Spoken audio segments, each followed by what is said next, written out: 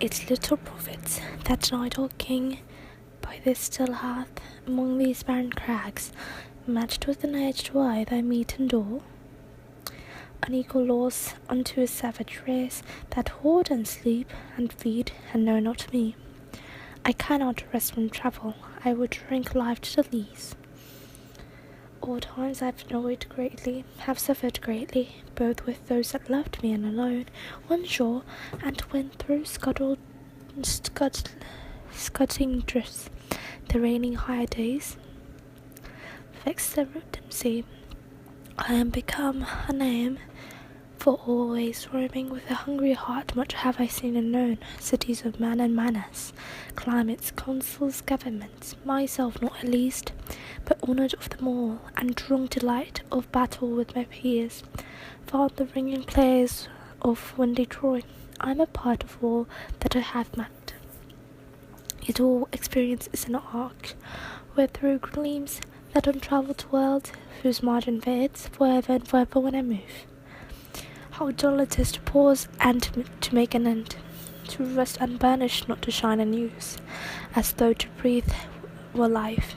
Life piled on life were to all too little, and of one to me little remains, but every hour is saved from that eternal silence. Something more, a bringer of new things and violet were, for some 3 suns to store and hold myself, and this grey spirit yearning and desire to follow knowledge like a sinking star, beyond the utmost bound of human thought. This is my son, mine own Telemachus, to whom I leave the sceptre and isle of Ithaca. A love to me, discerning to fulfill this labour, by slow prudence to make mal of rough people, and through soft degrees subdue them into the useful and the good. Most blameless is he, centred in the sphere of common duties, descend not to fall in offices of tenderness, and pay meet adoration to my household goods. When I'm gone, he works his work, I mine. There lies the port, the vessel pops her sail, they gloom the dark broad seas. My mariners, so they have toiled and wrought and thought with me, that ever frolic welcome took the thunder and the sunshine, and opposed 3 hearts, 3 heads. You and I are old. Old age had yet his honour and his toil. Death closed all, but something ere the end. Some work of noble note may yet be done, not unbecoming the men that strive the gods.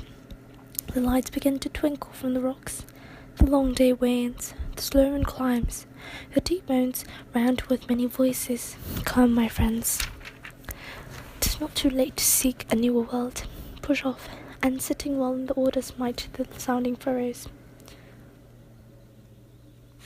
For my purpose holds to sail beyond the sunset, and the paths of all the western stars until I die.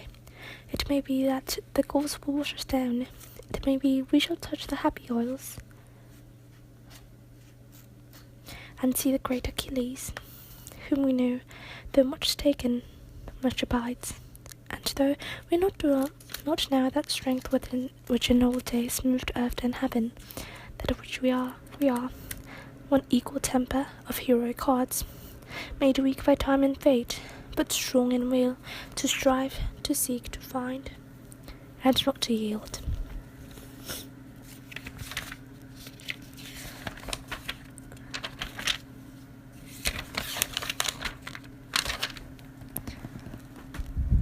Dover Beach, Matthew Arnold. The sea is calm tonight, the tide is full, the moon lies fair upon the straits. On the French coast, the light gleams, and it's gone. The cliffs of England stand, glimmering and vast out in the tranquil bay. Come to the window, sweet is the night air. Only from the long line of spray, where the sea meets the long moon-blanched land, listen, you hear the grating roar of pitfalls which the waves draw back and fling. At the return up the high strand, begin and cease and then again begin, with tremulous cadence slow, and bring the eternal note of sadness in. Sophocles long ago heard it on the Aegean, and brought into his mind the turbid ebb and flow of human misery. We find also in the sound of a thought, hearing it by a distant northern sea. The sea of faith was once too at the full, and around our shore lay like the falls of a bright girdle world. But now only hear its melancholy, long withdrawing roar, retreating to the breath of the night wind down the vast stretches, drear and naked shingles of the world. Our love, let us be true to one another, for the world which seems to lie before us like a land of dreams, so various, so beautiful, so new, hath really neither joy nor love nor light, nor certitude nor peace, nor help for pain. And we are here, on a darkling plain, swept with confused alarms of struggle and flight, where ignorant armies clash by night.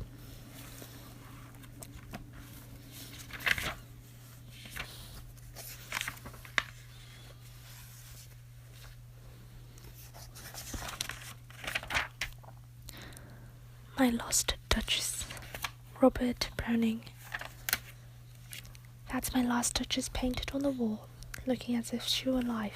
I call that piece a wonder. Now, Rapunzel's hand worked busily a day, and there she stands. Will it please you sit and look at her? I said, Rapunzel by design, for never read strangers like that, like you that pictures countenance, the depth and passion of its earnest glance. But to myself they turned, since none could by the curtain I have drawn for you, but I, and seemed as they would ask me, if they durst, how such a glance came there. So, not the first, are you to turn and ask this? Sir, 'twas not her husband's presence only called that spot of joy into the judge's cheek. Perhaps Rapunzel's chance to say her mantle lips over my lady's wrist too much, or paint must never hope to reproduce a faint half-flush that dies along her throat. Such stuff was courtesy, she thought, and cause enough for calling up that spot of joy. She had a heart, how shall I say, too soon made glad, too easily impressed. She liked whatever she looked on, and her looks went everywhere. Sir, it was all one. My favour at her breast, the dropping of the daylight in the west, the burr of cherries, some more fishes full broke in the orchard for her, the wild mule she rode with round the terrace, all in each would draw from her alike the approving speech, or blush at least. She thanked men good, but thanked them how I know not how, as if she ranked my gift of a 900 years old's name with anybody's gift. Who'd stoop to blame this sort of trifling, even had you skill in speech, which I have not, to make your will quite clear to such as one, and say, just this or that in you disgusts me. Here you miss, or they exceed the mark. And if she let herself be lessoned so, nor plainly set her wits to yours, forsooth, and to make excuse, even then would be some stooping, and I choose never to stoop. Oh, he says she smiled, no doubt, whenever I passed her, but who passed her with that much the same smile? The screw, I gave commands, then all smiles stopped together. There she stands as if alive. Will it please your eyes? We'll meet the company below, then, I repeat. The calm to your master's known munificence is ample warrant that no just pretence of mine for dowry it would be disallowed. Though his fair daughter's self is avowed, as daring is my object.